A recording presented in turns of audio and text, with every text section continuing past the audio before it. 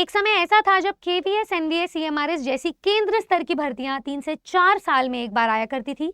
Students बेसब्री से इंतजार किया करते थे, कमर तोड़ मेहनत करते थे और उन पर एक नौकरी हासिल करते थे।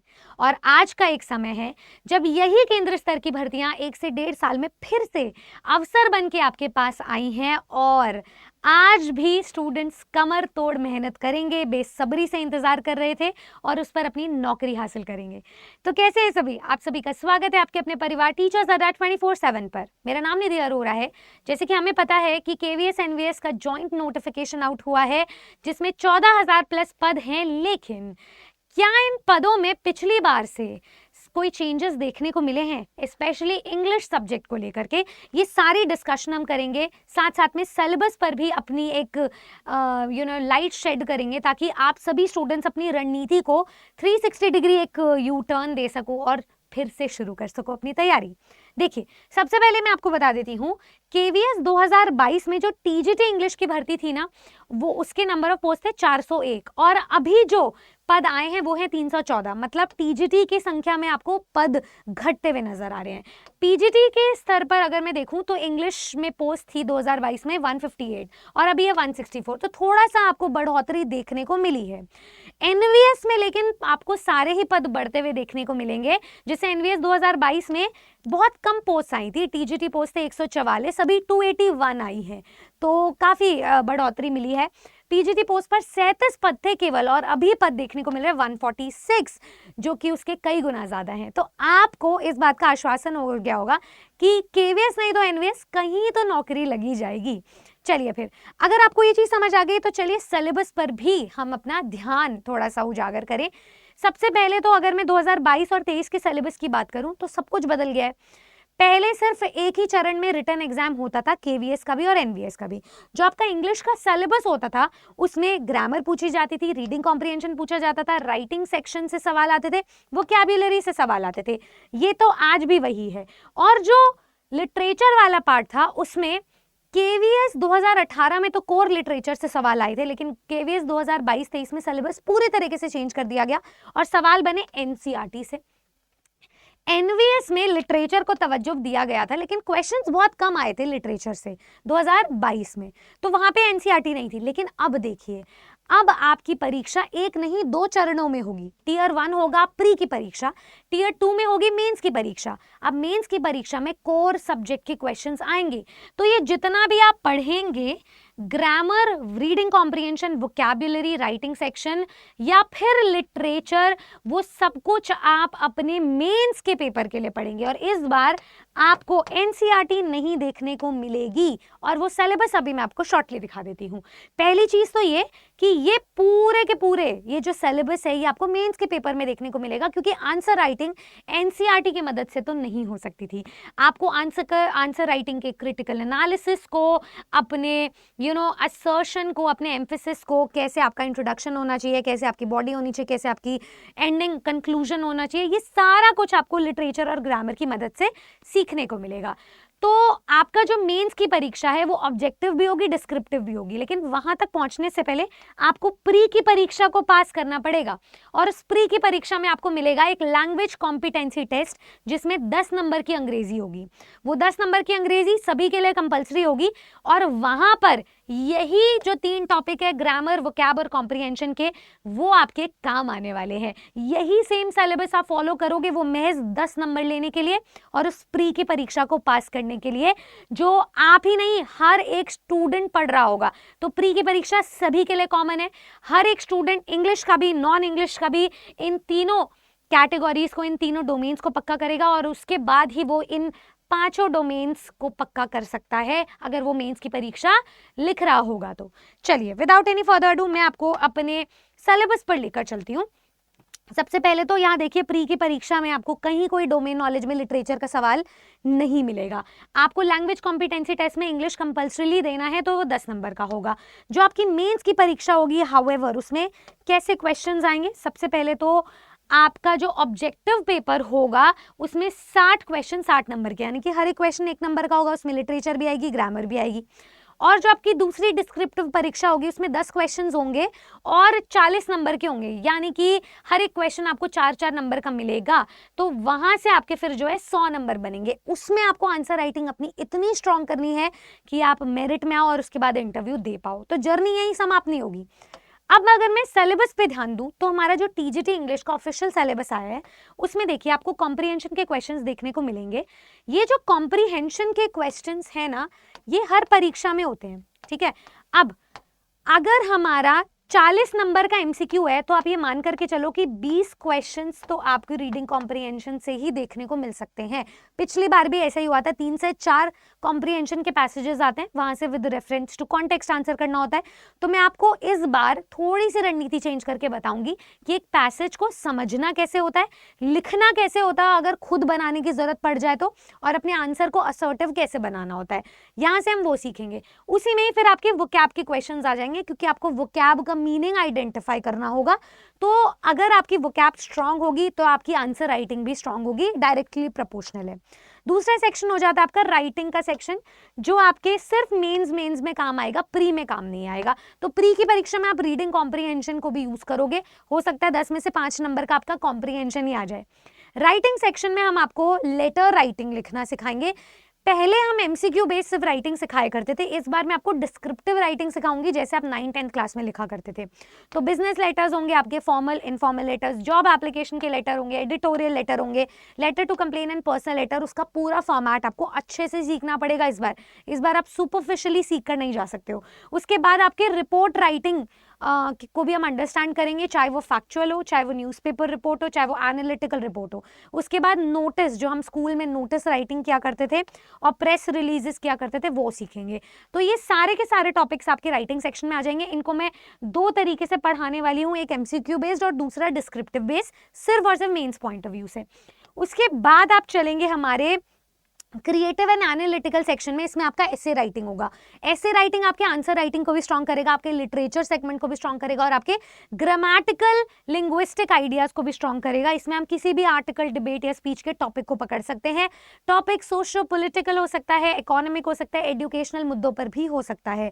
तो उस पर हम कैसे एक क्रिटिकली एक पैराग्राफ को एनालाइज करते हैं, क्या हम उसके प्रो में है या कॉन्स में है, कितने हम रियल लाइफ एग्जाम्पल्स दे सकते हैं, वो सारी चीजें मैं आपको लिखना सिखाऊंगी।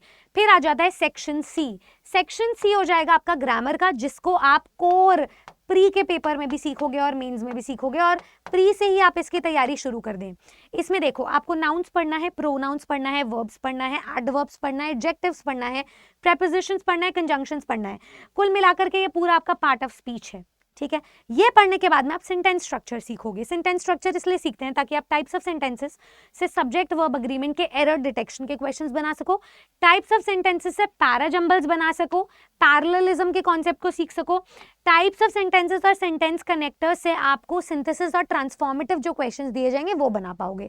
उसके बाद टेंसेस और उसका यूसेज से आप उसकी एप्लीकेशन बना पाओगे। तो वर्ब्स, टेंसेस, एक्टिव पैसिव और सीक्वेंस ऑफ टेंसेस और रिपोर्टेड स्पीच, जिसे हम नैरेशन कहते हैं, डायरेक्ट इनडायरेक्ट स्पीच कहते हैं, वो समझ जाओगे। कुल मिलाकर के आपको पूरी ग्रामर सीखनी है, जिसको आप 6 महीने में सीखते हो, वो आपको, क्योंकि आपका पेपर कभी भी हो सकता है, तो 2 से 3 महीने में सीखना होगा। उसके बाद आपको क्लॉजेस और उसके टाइप्स अंडरस्टैंड करने हैं। केवीएस के ये फेवरेट क्वेश्चंस होते हैं, मतलब ऐसा कोई पेपर नहीं जहाँ क्लॉजेस बेस्ड सवाल नहीं। बस फर्क इतना है कि पहले आपको वो पूरा पेपर में 5-5 क्वेश्चंस ऐसे क्लॉजेस के आते थे, इस बार आपको 2 से 3 प्रश्न क्लॉजेस के देखने को मिलेंगे। पढ़ना आपको फिर भी उतना ही पड़ेगा पूरा टॉपिक। उसके बाद आ जाता है कॉमन एरर्स। इसमें छोटे छोटे मिसलेनियस टॉपिक्स हैं, जैसे articles, prepositions, modifiers, redundancy, word order, जिसको हम पैराजंबल्स कहते हैं, यहाँ से आपके सवाल आएंगे। उसके बाद आपके जब आप पूरी थ्योरी पढ़ लोगे तो प्रैक्टिस क्वेश्चंस आपको देखने पड़ेंगे। इसको हम एप्लीकेशन ग्रामर कहते हैं। इसमें आप प्रूफ रीड करोगे, ठीक है, error detection, error substitution, filler type questions, parajumbles, वो सारे क्वेश्चंस लगाओगे, और सिंथेसिस एंड ट्रांसफॉर्मेशन के क्वेश्चंस है। तो यहाँ से आपकी पूरी ग्रामर बन जाएगी। बहुत बहुत बहुत इंपॉर्टेंट है ग्रामर, इस बार प्री में भी और मेंस में भी मैं फिर से बता रही हूँ। फिर आ जाता है आपका लास्ट सेक्शन, जो कि आपका लिटरेचर का सेक्शन। वैसे तो टीजीटी के सिलेबस में पूरा ऐसे मेंशन किया हुआ है कि आपका जो सिलेबस है उसमें कोर ग्रेजुएट लेवल का सिलेबस आएगा, लेकिन यहाँ पर देखिए आपको ब्रिटिश लिटरेचर में एलिजा बेदन और जैकोबियन ड्रामा के बारे में पूरा डिफाइन करके दिया हुआ है। यहाँ वर्क्स दिए हुए हैं, इंडियन राइटिंग इन इंग्लिश के पूरे यहाँ नाम दिए हुए हैं, जैसे आर के नारायण, मुल्क राजानन, अनीता देसाई, यहाँ पे भी विलियम शेक्सपियर, क्रिस्टोफर मार्लोव, ठीक है, बेन जॉनसन। पिछली बार से सिलेबस केवीएस का पूरा अलग है। एनवीएस का सिलेबस थोड़ा मिलता जुलता है, पर एनवीएस में नंबर ऑफ क्वेश्चंस कम आए थे पिछली बार लिटरेचर के, तो इस बार आपको मेंस के लिए अगर पढ़ना है तो अभी से पढ़ना पड़ेगा और ढंग से पढ़ना पड़ेगा। उसके बाद वर्ल्ड लिटरेचर से भी कुछ कुछ ऑथर्स को स्पेसिफाई किया गया, यहाँ से आपका सिलेबस बनता है। अगर मैं आपको लेके चलूँ हमारे पीजीटी इंग्लिश के सिलेबस की, तो वही सब चीज़ें यहाँ पर भी मौजूद हैं, जैसे रीडिंग सेक्शन वही है, राइटिंग सेक्शन भी आपका पूरा वही है, ग्रामर सेक्शन भी आपका पूरा वही है, लिटरेचर सेक्शन भी आपका ऑलमोस्ट पूरा वही है। छोटी छोटी चीज़ें बस यहाँ पर ऐड कर दी गई है, जैसे लिटरेरी क्रिटिसिज्म एंड मूवमेंट्स, ये यूजीसी नेट का सिलेबस है। तो अगर आप कॉम्पिटेंसी लेवल को चेक करोगे ना, आपके सिलेबस में लिखा हुआ है कि लेवल आपका पोस्ट ग्रेजुएट लेवल का रहेगा, लेकिन ऐसा है नहीं, क्योंकि ये टॉपिक्स आपके यूजीसी नेट के टॉपिक्स हैं।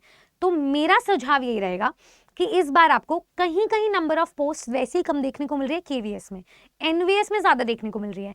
इस बार आपका पैटर्न पूरे तरीके से बदल गया है। इस बार प्री से लेकर के मेंस तक में समय आपको बहुत कम मिलेगा। इस बार ये जॉइंट नोटिस आया है, इस बार प्रेफरेंसेस केवीएस में जाना है, एनवीएस में जाना है, या बाद में डिसाइड कर पाओगे, अभी नहीं डिसाइड कर पाओगे। ये सारी चीज़ों के बाद आपको एक गाइडेड प्रैक्टिस की ज़रूरत होगी। अगले नवंबर तक होपफुली आप अपने केवीएस और एनवीएस स्कूल्स में पोस्टेड हो जाओगे। पिछली बार के कैलेंडर और रूटीन को अगर आप देखो तो पिछली बार तो बीएड डीएलएड का सुप्रीम कोर्ट केस भी चल रहा था, इस बार तो ऐसा भी कुछ नहीं है।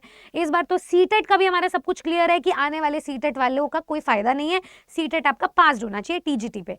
तो आपको अभी से ही अपनी प्रैक्टिस को शुरू कर देना चाहिए। सबसे पहले तो आप YouTube से अपनी syllabus, exam pattern, number of questions को समझ लीजिए। जैसे ही आप ये समझ लेना, तो आपको अब समझ आ जाना चाहिए कि आपको यूजीसी नेट क्वालिफाइड फैकल्टीज की ज़रूरत है, एक ऐसे टीचर की जो उस लेवल तक की नॉलेज रखे ताकि आपको वो क्रिटिसिज्म और वहाँ तक के जितने भी वो शेडेड एरियाज है, जो शील्डेड कवरेज एरियाज है, वो आपको कवर करवा सके। तो जब आप हमारे पुराने केवीएस के रिजल्ट्स देखोगे, उनकी सक्सेस स्टोरीज देखोगे, इंटरव्यू सुनोगे ना, वहाँ से आपको समझ आ जाएगा कि तैयारी कैसे करनी है, कहाँ से करनी है। ये बात निस्संदेह है कि टीचर्स अड्डा की पूरी टीम आपको तैयारी करवाने के लिए बिल्कुल तैयार है, आपके सिलेक्शन को सुनिश्चित करवाने के लिए तैयार है। तो आपको क्या करना है, अभी के अभी आप हमारे अरा 24/7 वेबसाइट या फिर एप्लीकेशन को विजिट कर सकते हैं। जैसे आप यहाँ पे अपनी लॉगिन डिटेल्स डालोगे, आप ऑल कोर्सेज पे जाइए और टीचिंग पे जाइए। टीचिंग में यहाँ देखिए केवीएस और एनवीएस सबके आपको बैचेस मिल जाएंगे। मैं आपको केवीएस के एक बैच में ले चलती हूँ। हम आपको केवीएस और एनवीएस की जॉइंट तैयारी करवा रहे हैं। खास बात यह कि अलग अलग से आपको बैच परचेज करने की जरूरत नहीं है। दूसरी बात, हम आपको टीयर 1 और टीयर 2 की तैयारी भी साथ करवा रहे हैं, क्योंकि हमें पता है कि समय कम लगेगा। हम आपको झूठा दिलासा देकर के सिर्फ टीयर 1 की तैयारी नहीं करवाना चाहते। हमें पता है कि नौकरी तभी लगेगी जब इंटरव्यू तक की तैयारी होगी। तो टीयर 1 प्लस टीयर 2 की तैयारी के लिए यहाँ पर आपको बैचेस की डिटेल्स मिल जाएंगी। आप यहाँ देखिए, आपको लिटरेचर के 2 फैकल्टीज मिलेंगे, ऐश्वर्या मैम और प्रियांशी मैम। ग्रामर आपको मैं पढ़ाऊंगी, टीयर 1 के लिए भी, टीयर 2 के लिए भी। पेपर 1 के सारे टीचर्स आपको टीयर 1 के लिए पढ़ाने को तैयार हैं। आपको सिर्फ इतना करना है, ये चेंज पैटर्न को समझना है, क्योंकि परिवर्तन ही इस संसार का नियम है। Change is the only constant. So इस बात को समझिए और हमारे इस बैच में फटाफट से आ जाइए, क्योंकि 1 दिसंबर से बैच आ रहे हैं। बाय नाउ पे जाएंगे, बैच का जो भी प्राइस है इस पे एक डिस्काउंटेड कूपन कोड लगा लीजिए Y449। जैसे आप इसे अप्लाई करोगे तो जैसे आपका 8,000 9,000 का बैच था, ये आपको 1799 रुपए में मिल जाएगा, और ये आपका डिस्काउंटेड कूपन कोड है। ठीक है, इसे आप लिख सकते हो। किसी भी एक बैच को आप ऐसे ही परचेज कर सकते हो, किसी भी सब्जेक्ट के बैच को ऐसे ही परचेज कर सकते हो। तो मैंने आपको दिखा दिया, जैसे आप केवीएस में जाओगे व्यू ऑल में, तो आपको सारे सब्जेक्ट्स ऐसे ही मिल जाएंगे टीजीटी में। ठीक है, एनवीएस में जाओगे तो भी आपको यही सारा कुछ मिलेगा। और मेरा सुझाव यही रहेगा कि आप दोनों ही पोस्ट की तैयारी साथ में करें। अगर आप एक से ज़्यादा सब्जेक्ट के लिए एलिजिबल हो अलग अलग एग्जाम्स में, तो फिर सेंट्रल टीचिंग एग्जाम का महापैक है, ये ज़्यादा कॉस्ट इफेक्टिव है। और अगर आप एक से ज़्यादा टीचिंग एग्जाम्स की तैयारी कर रहे हो, फॉर एग्जाम्पल EMRS वाले जो अभी स्टूडेंट्स थे वो केवीएस एनवीएस के लिए भी तैयारी कर रहे हैं, तो फिर टीचिंग के महापैक में जा सकते हैं। आज आपको Amazon वाउचर भी मिल रहे हैं। और काफ़ी वैलिडिटी वाले डिस्काउंट्स भी मिल रहे हैं। आप लोग डिस्काउंट्स वगैरह देख लेना, मुझे पता है कि डिस्काउंट इससे ज़्यादा कम और कहीं नहीं मिल सकता। इससे ज़्यादा इंडस्ट्री के बेस्ट टीचर्स, बेस्ट गाइडेंस और बेस्ट रिजल्ट गिविंग पावर और कहीं नहीं हो सकती है। तो हमने मन बना लिया है, हमने गारंटी भी ले ली है आपके सिलेक्शन की, बस आप अपनी तैयारी को शुरू कर लें। Y449 is your coupon code. आइए, धावा बोल लीजिए, डिस्काउंट लीजिए और 1 दिसंबर से हमें ज्वाइन कीजिए सिलेक्शन ओरिएंटेड तैयारी में। कैसी लगी आपको ये वीडियो मुझे कमेंट सेक्शन में ज़रूर बताइएगा। इसके अलावा कोई और इन्फॉर्मेशन चाहिए तो भी लेट मी नो। आप कौन से पोस्ट के लिए इंग्लिश के लिए लड़ रहे हैं ये भी मुझे बताइएगा, और सब्सक्राइब करके जाना चैनल को, क्योंकि ट्रस्ट मी इतना कुछ आने वाला है आपकी सिलेक्शन के लिए कि आप को बस आज से तैयारी शुरू करनी पड़ेगी। गुड लक, नमस्ते।